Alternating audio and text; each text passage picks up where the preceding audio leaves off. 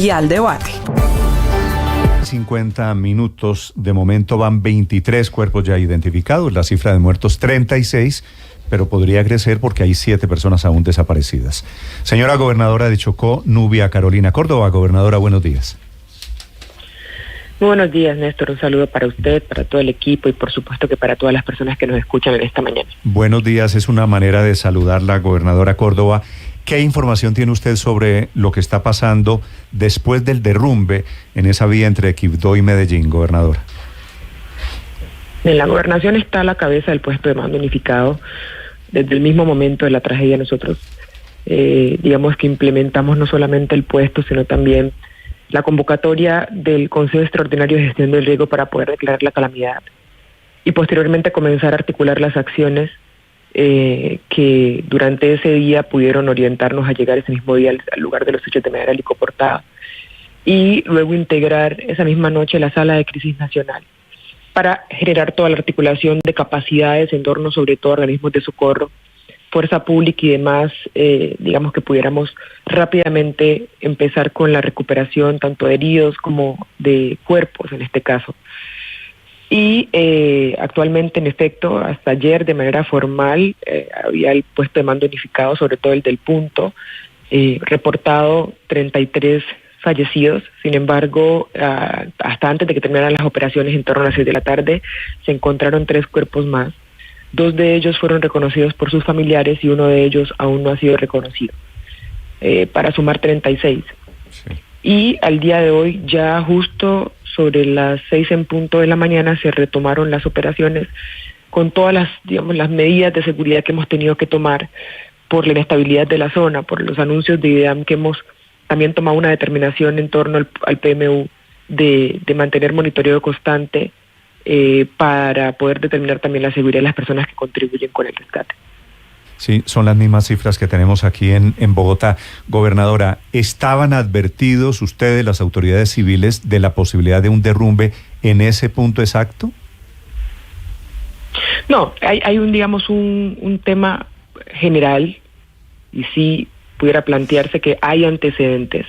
Es decir, no estamos hablando de un derrumbe que se presenta hoy porque no se presenta en esa zona. La vía entre Quibdó y Medellín, la vía entre Quibdó y Pereira en los últimos 20 años han dejado cientos de muertos por cuenta justamente de accidentes en esas vías o de desplazamientos, movimientos en masa que han generado derrumbes. Nada más el año pasado tuvimos 30 y tantos víctimas mortales en la vía Quibdó-Pereira justamente porque un bus fue tapado por un movimiento en masa. Y en el 2014 también por un movimiento en masa se tapó un bus completo y tuvimos otra gran cantidad de víctimas que orientó a los chocuanos a marchar caminando desde Quibdó hasta Medellín por esa trocha. Entonces no es que no se sepa, las condiciones meteorológicas de la zona se conocen, porque es una zona justamente que está a borde de cordillera y por lo tanto es la que recibe la concentración de nubosidad que es arrastrada por los vientos del Pacífico y es una zona tropical. Pero adicionalmente conocemos las condiciones de la vía. Es una vía que está a ras de montaña, con múltiples fallas geológicas que pueden presentar movimiento en masa y que adicionalmente se satura por cuenta de la gran cantidad de lluvias y que pudiera generar que una vez saturada la tierra pues se presenten este tipo de fenómenos. En la vía no hay un derrumbe, en la vía hay 14 en este momento. Sí. Que han mantenido el cierre y que dificultaron el cierre. Estaba lloviendo los minutos antes del derrumbe, ¿verdad? Estaba lloviendo desde la noche anterior. Estaba lloviendo desde la noche anterior muy fuerte. De hecho, la razón por la que estaba concentrada la gente allí es que el derrumbe que estaba mucho más hacia el Carmen de Atrato cabecera, hacia Medellín, los tenía detenidos para poder avanzar. Pero la maquinaria llegó temprano, porque estaba lloviendo desde la noche anterior, la maquinaria llegó temprano y empezó a trabajar en el derrumbe. La gente tenía la expectativa de que iban a poder habilitar el paso y espera. Pero cuando intentaron devolverse, porque la maquinaria tuvo que parar porque siguió lloviendo durante todo ese día muy fuerte, se taparon, hubo 4 derrumbes en la ruta Quibdó, o sea que la gente quedó atrapada entre ese sector por no poder regresar ni hacia Quibdó ni poder avanzar hacia Medellín. En ese sentido, hubo varios deslizamientos durante ese día y hubo 2 días de lluvias que podía generar con altísima probabilidad que represente este tipo de riesgos. Gobernadora, uno de los líos de la vía entre Medellín y Quibdó, además de los problemas contractuales y de la topografía que hace que se presenten de manera muy habitual estos derrumbes, tiene que ver con los conflictos con las comunidades indígenas. Surgieron versiones incluso desde el ejército frente a la posibilidad de que algunas comunidades hubieran dificultado el paso de la maquinaria amarilla para la remoción de los escombros, porque estaban pidiendo aparentemente unos recursos. ¿Eso pasó? ¿Hubo incidencia de algunos integrantes de las comunidades indígenas en todo el episodio? Hay una gran fatiga por parte de algunas personas, sobre todo los transportadores, sobre todo de pronto parte de la fuerza pública que está en la zona, porque ciertamente en esa vía se ha presentado, porque la vía es el territorio del pueblo en Veracatío que está asentado allí, es decir, la comunidad en esa zona es básicamente comunidades indígenas y es su territorio. Ha pasado que la toma de las vías de hecho normalmente para exigir derechos como el tema de poder abrir caminos hacia sus comunidades que impliquen que no tienen que caminar todas esas horas para poder salir a buscar un servicio como por ejemplo atención médica, por ejemplo el tema de las instituciones educativas y la condición en la que están, por ejemplo derecho a educación, por ejemplo diferentes derechos sociales a los que ciertamente pues tienen derecho a exigir. Ha pasado que infortunadamente ha sido mediante vías de hecho. Esto ha generado una gran fatiga, digamos, sobre todo en quienes recurrentemente tienen que usar la vía, y nos orilló también a nosotros enterándonos de la probabilidad de cierres en torno a esto, que generamos una metodología para poder generar diálogo directo con las comunidades. ¿Qué pasó? Que 3 días antes de la emergencia las comunidades indígenas lanzaron un comunicado, bueno, las de la zona, diciendo que iban a cerrar la vía por cuenta de un asunto que tiene que ver con Invías y con un asunto que tiene que ver con educación. Inmediatamente se planteó la mesa de trabajo para resolver el tema de educación, se levantó la protesta, tanto así que el alcalde del Carmen de Atrato estaba en el punto y observó cómo se levantó la protesta. Luego, posteriormente, la razón de la emergencia es entonces que ocurre esto, que ocurren los derrumbes en la vía, esa es la razón por la que están detenidos. Y luego en la noche hubo una denuncia en torno a que pudieran haber algunas personas, no una comunidad, sino un par de individuos dificultando el paso y diciendo que la maquinaria o los vehículos más bien tenían que pagar para pasar. Pero eso realmente no se generó como un bloqueo, realmente no se generó como un acto de ninguna gobernadora, esos individuos, lo que usted llama solamente 2 individuos, ¿eran indígenas en Veracatíos? Eran indígenas de acuerdo con un video que grabaron bastante descontextualizado, Néstor. Sí, porque yo también estuve preguntándole al señor alcalde, que es la primera autoridad en la zona, y me dice que él no tiene reportes puntuales de que los indígenas en ningún momento hayan dificultado las labores de rescate. Por lo contrario, mire, ¿pero de verdad se lo digo. ¿Qué diferencia Desde el momento hay entre los indígenas y 2 indígenas? Pero eso es lo que muestra el video, que es el que, insisto, rodó en redes sociales diciendo que esto pasaba. ¿Sí? Es lo que muestra. Pero yo le pregunté, insisto, a las autoridades locales y me dijeron que no hubo obstaculización del proceso de rescate, que eso es una denuncia que también se tiene que hacer y es muy grave. O sea, usted no sabe lo que eso impacta realmente en la convivencia del departamento del Chocó, por Dios. Son familias totalmente doloridas por la muerte de sus familiares. Pero ese bloqueo, sea de los indígenas o sea de 2 indígenas, ¿afectó la llegada de maquinaria que debía haber evitado? No afectó la llegada de la maquinaria, es que justamente eso es lo que le estoy diciendo. No afectó la llegada de la maquinaria llegó sin ningún tipo de bloqueo. El alcalde estaba en la zona y lo reportó. No hubo ningún tipo de incidencia negativa. Gobernadora, lo que quiero saber es si tiene sentido algún grado de responsabilidad de ese bloqueo de los indígenas. No tiene sentido porque no lo hubo, es decir, en ningún momento tuvimos maquinaria detenida en la vía, en ningún momento tuvimos rescatistas detenidos en la vía.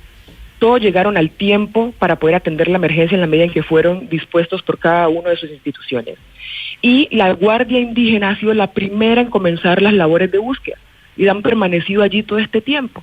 Entonces realmente es muy complicado plantear, más allá de la fatiga que puede haber por hechos anteriores, porque sí lo han hecho y es reprochable que la primera acción sea tomar vías de hecho. Y más allá de lo que ha pasado como antecedente, y tendremos que hablarlo con la mesa indígena, mire todo lo que esto ha generado. Pero al momento de generar el rescate no hubo ningún tipo de obstaculización. Yo no puedo darle un reporte de que ninguna máquina haya llegado 2 horas después, que ningún rescatista haya llegado al día siguiente por causa de que alguna comunidad o individuos le haya impedido el paso. Sí. Gobernadora, las personas que estaban en la casa a la espera del desbloqueo de la vía, que al final son la mayoría de las víctimas, ¿desde qué horas estaban ahí? ¿Desde qué momento estaba la comunidad? Bueno, los integrantes de ese grupo de vehículos, los conductores, los pasajeros, ¿cuánto tiempo llevaban esperando la reapertura de la vía? Lo que pasa es que ese tramo es un tramo grande, es un tramo bastante grande, y en todo ese tramo, entre el derrumbe siguiente y el derrumbe de atrás, no hay, digamos, comunidad sentada que no sea comunidades indígenas, un poquito más hacia la montaña. Entonces no hay realmente, digamos, un pueblo donde la gente se hubiera podido regresar para estar allí, y que garantizara, digamos, no estar en el punto. La única casita que había en esa zona era esa. Y esa casita, además de que era muy amplia, ofrecía baños, ofrecía bebidas, ofrecía comida, pues se presentaba como un mejor sitio de resguardo. Allí incluso le acomodaron a los niños como un tendido para que pudieran descansar, allí incluso habían hamacas, porque la gente no sabía cuánto tiempo iba a durar la remoción. Entonces, muchos de ellos se quedan como en esta zona, además porque por los trabajos de la Tinco, que era la empresa, que es la empresa que tiene el contrato de algunos tramos de la obra, pues había algo así como una explanada al lado que permitía el parqueo de algunos vehículos, y las personas se resguardan allí también para poder estar un poco más cómodos que en los vehículos, en la fila de espera para que pudieran remover el siguiente. Yo calculo que ellos pudieron haber esperado todo el día, porque el derrumbe que no permite el avance hacia Antioquia se presenta durante las lluvias de la noche. Entonces, ellos esperaron durante todo el día que pudieran abrir la vía, pero, insisto, los trabajos de remoción tuvieron que suspenderse porque siguió lloviendo durante toda la mañana y siguió lloviendo durante toda la tarde. En torno a las 4:50, 5 de la tarde se presenta infortunadamente el deslizamiento que generó todo esto. Sí, lamentablemente. Señora gobernadora, fíjese que la Procuraduría dijo que había buscado a la Unidad Nacional de Gestión de Riesgo para preguntarle qué estaba haciendo por la vía al Chocó, y que la respuesta había sido insuficiente, que solamente se habían centrado en anuncios vacíos, en nada concreto. ¿Usted tiene la misma impresión de lo que ocurrió alrededor de la Unidad Nacional de Gestión de Riesgo sobre inversión para acciones y resultados de intervención de las vías allí en su departamento? Es muy claro que se trata de una vía nacional. Esta vía nacional está bajo la responsabilidad del Estado, está asignada en vías. Y la inversión que se ha hecho a lo largo de la historia a esa vía ha sido mínima.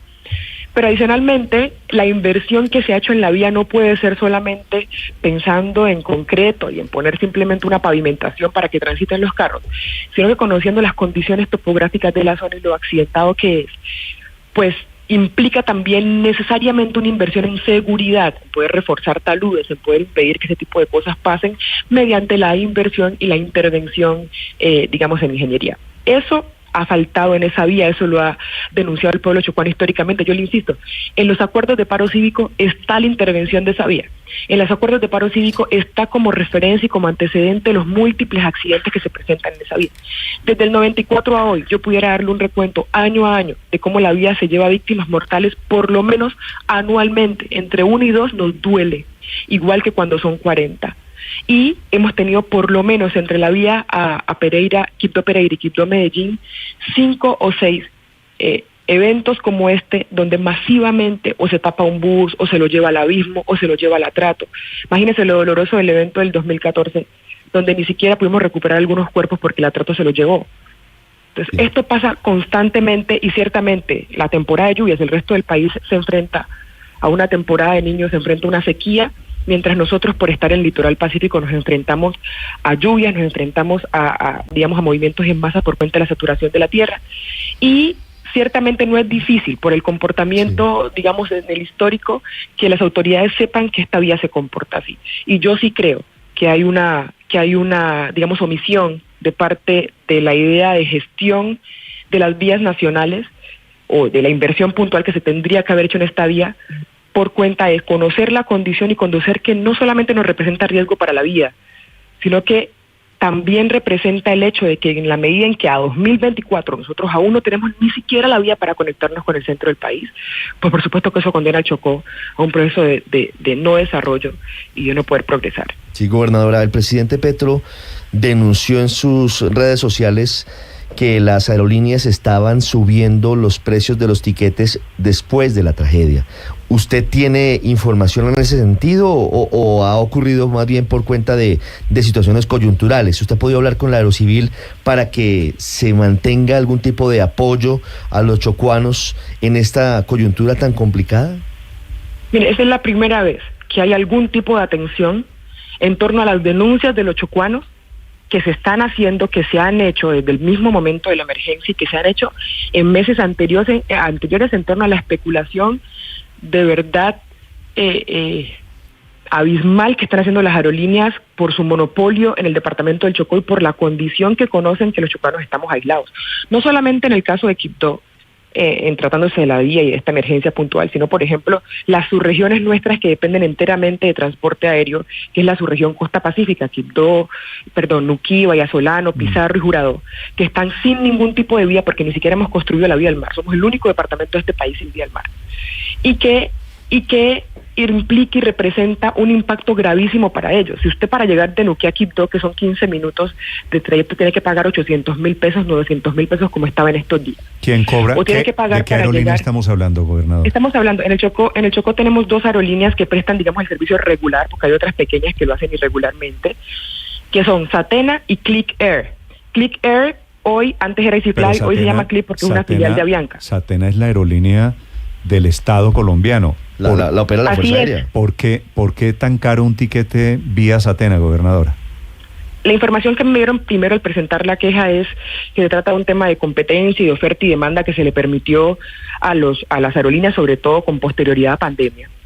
Y que eso representa que si, por ejemplo, la filial de Avianca, que es Click, tiene los precios a 800, entonces para poder competir, Satena tendría que tener los precios a 700. Pero yo realmente creo que en ambos casos, yo creo que en general en la operación aérea, plantear que un familiar de una persona que tiene que pasar por el dolor de ir hasta Medellín a reconocer su muerto y tener que pagar 600, 800, 700.000 pesos en un trayecto de 20 minutos es realmente una agresión en el marco del derecho al consumidor.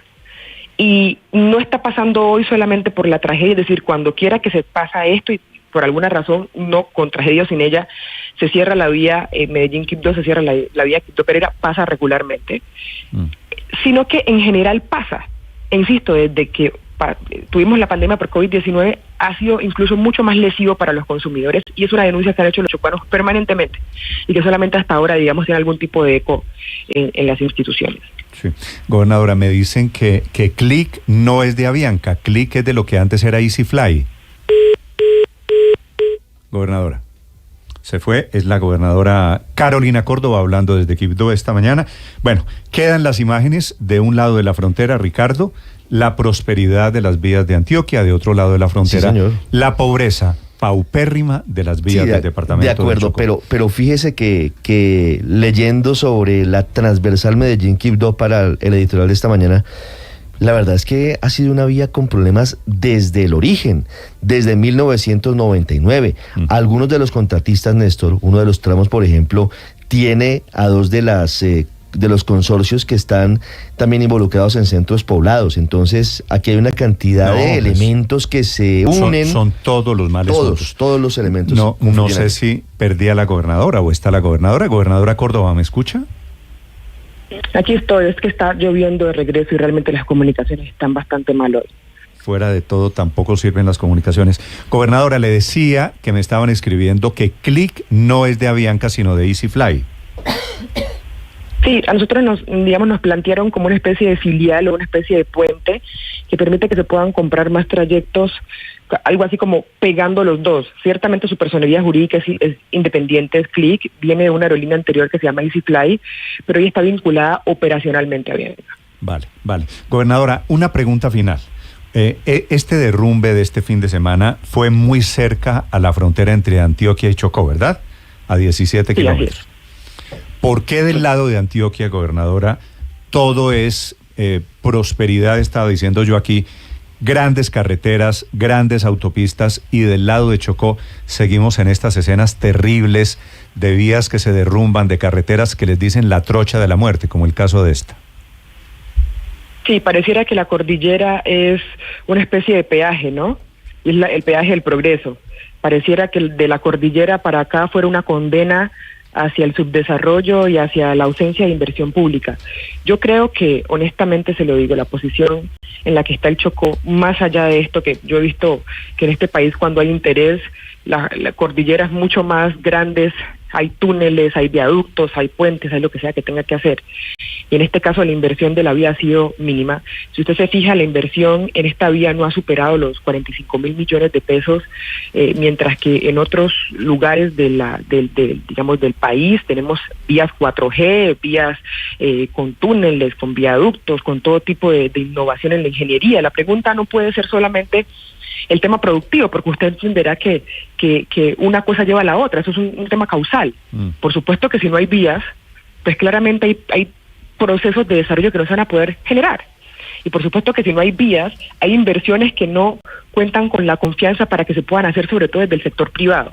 Entonces, esto indica que claramente en el país, a lo largo de muchos años, la decisión ha sido invertir mucho más en vías, en conectividad, en mejoramiento de procesos de movilidad para algunos departamentos y para otros no. Lo realmente duro es poder poner en el paralelo a dos vecinos, porque entre Quibdó y Medellín realmente hay 5 horas de distancia. O sea, realmente hay 5 horas de distancia, 4 horas si tuviéramos la vía pavimentada. Entonces, en un espacio tan corto, de desplazamiento, entender que todo lo que hay de la cordillera hacia el oriente es inversión, es desarrollo, es progreso, son procesos eficientes, sobre todo de construcción, son seguros, y de la cordillera hacia el occidente, hacia el litoral pacífico, en cambio, se trata de una absoluta decisión de omitir no solamente la inversión pública, sino también de omitir el poder, desde la perspectiva, plantear que ese tipo de inversiones y obras no solamente aseguran la vida de los chocuanos y las chocuanas, insisto, sino también la calidad de esa vida, ¿sí? Entonces, sí encuentro realmente que es muy ostensible la manera como la inversión pública del país está simplemente dejando de lado y decidiendo como si fuera entre dos hijos, decidiendo por uno todo y por otro migajas. Gobernadora Córdoba, un gusto saludarla, un saludo para usted, para la gente del Chocó. Muchas gracias para ustedes y de verdad gracias por la solidaridad. Gracias a usted por acompañarnos, 7 de la mañana, 12 minutos. Lo que pasa, Héctor, mejor dicho, difícil decirlo, ¿no?